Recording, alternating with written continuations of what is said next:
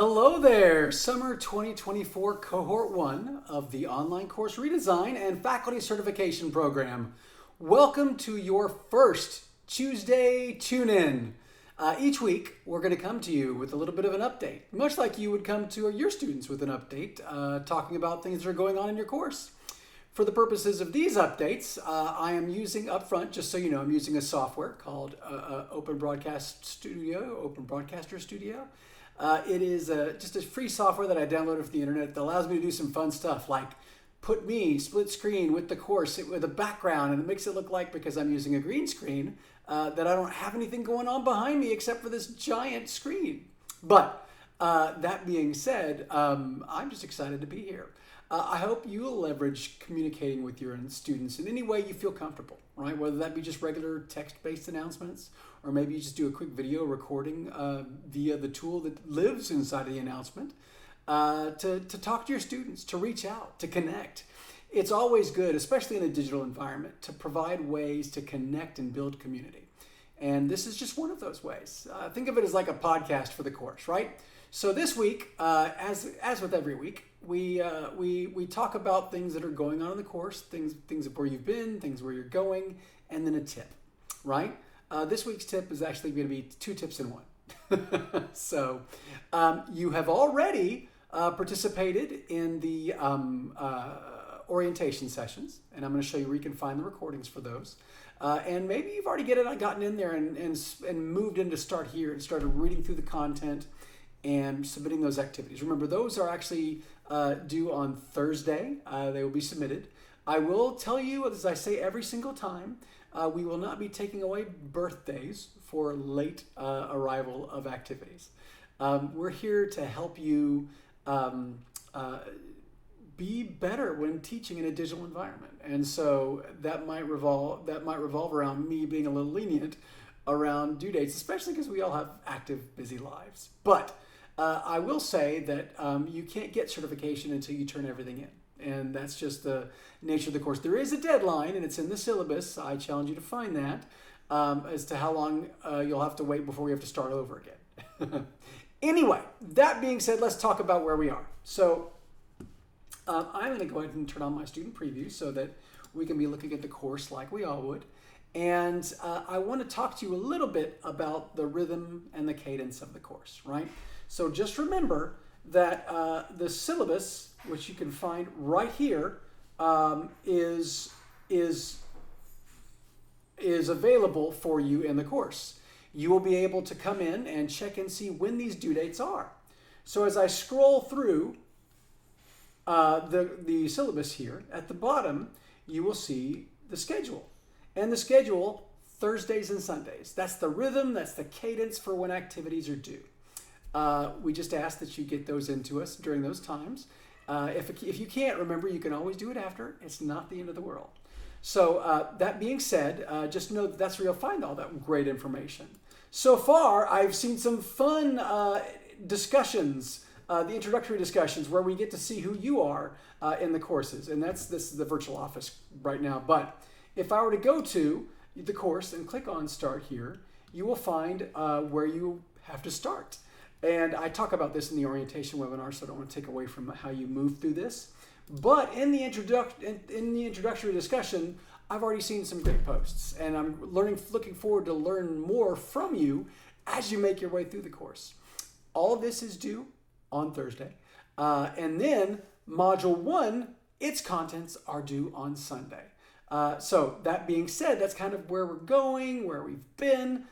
You will find in the course information area under orientation webinar recordings, that is where you can find not only the recordings for the webinars, but the slide deck. So you can get access to those as well. Remember, each unit comes with like its own resources, like extra add-ons that go with each unit that can be beneficial for you. So pay attention to those. I want to talk a little bit today about what you're already seeing as I make my way through the course, and that is called progress tracking. One of the great things that Ultra does is it provides a built-in, what I like to call to-done list for your students. It lets them know as they click through your course what they've already looked at. And in the case of this folder, it lets me know that I've opened it. If I want to mark it as complete as a student, I simply click that circle again and it turns it into a check mark.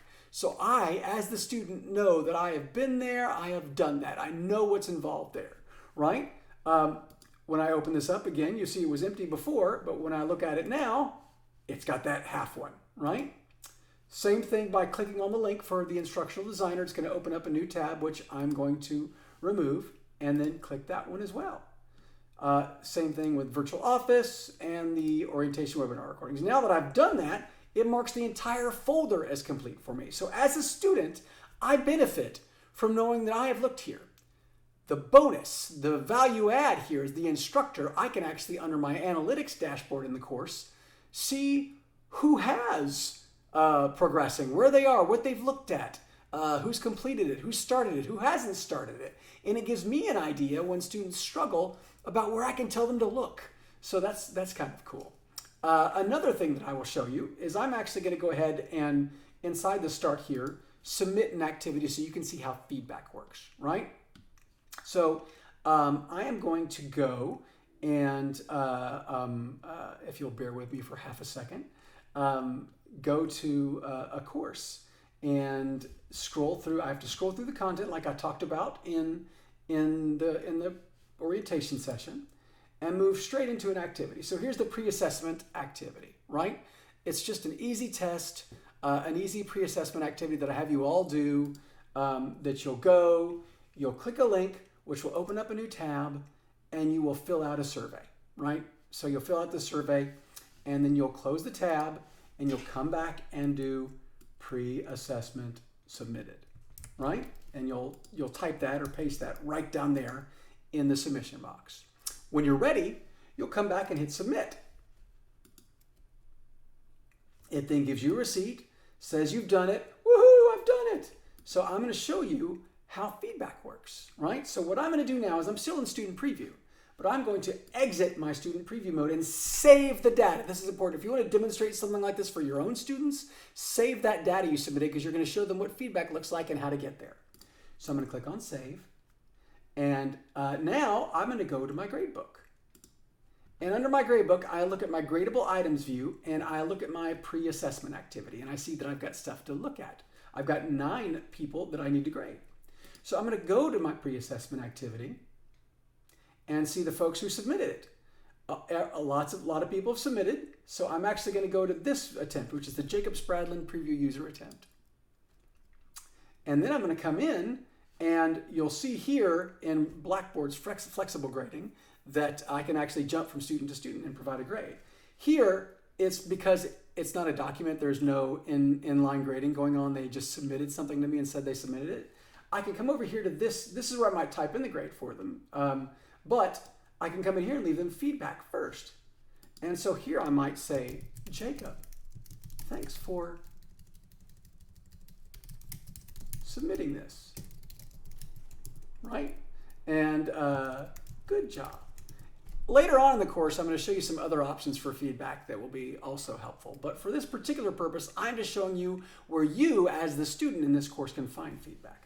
So I'm going to hit Save Changes on Feedback, and then I'm going to award Jacob Preview User the 5 out of 5 points for submitting his survey, right?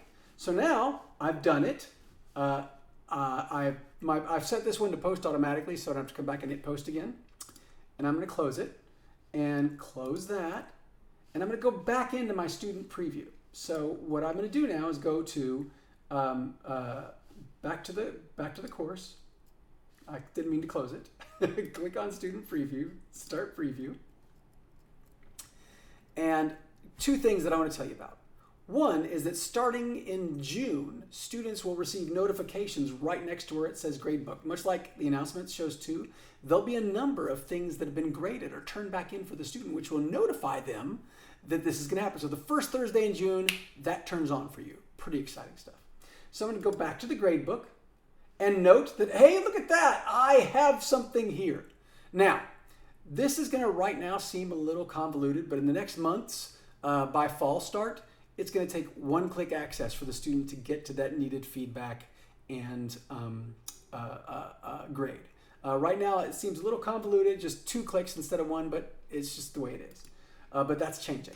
So there's the grade, but I can't see the feedback. So I need to click on it again to access it, right? And go to the actual tool. So it's essentially what looks like 3 clicks. It's going to be 1, and by the time fall starts, super good news there.